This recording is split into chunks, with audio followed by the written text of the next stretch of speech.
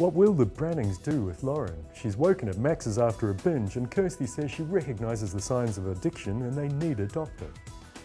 Lauren tries to avoid all responsibility and runs off when Max suggests going to a support group, while Carol freaks her out with stories of Billy's drinking.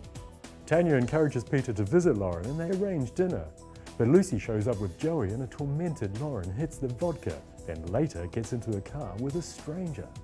Michael's miserable that he's going to miss Scarlett's first birthday, but then realises Janine will need to take her to hospital for her 1-year booster injections. He's upset when Janine doesn't show and devastates Kat and Alfie by revealing to Tommy he's his real dad.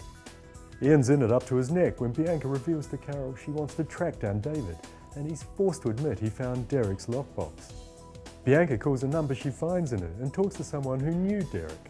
Suddenly, Carl turns up in the square and reveals they were prison buddies. Kirsty tells Bianca she was once engaged to Carl, who menacingly tells Ian he knows he stole his 10 grand. Next, we drop into Coronation Street. David's mystified about what's going on around him, so he decides to buy flowers and surprise Kylie. Only the surprise is on him when he overhears Gail saying she hopes the baby's his. He's heartbroken, but Max interrupts when he tries to confront Kylie.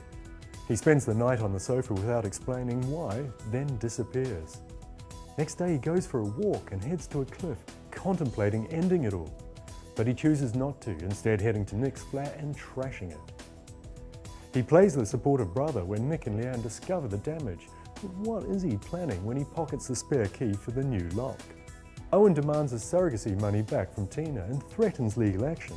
While Dennis is unhappy, Rita plans to use her savings to pay her fees. But Tina's struggling to feed Joe, and after an attack by Anna, confronts Rita and Tommy about their fears she's made a big mistake. Finally, we're in the Dales. Megan's in a panic when Declan comments about a glamping firm that's gone bust. She's already given them money that's non-refundable. And there's real trouble with the site. Human remains have been found, preventing any development work and jeopardising the whole venture.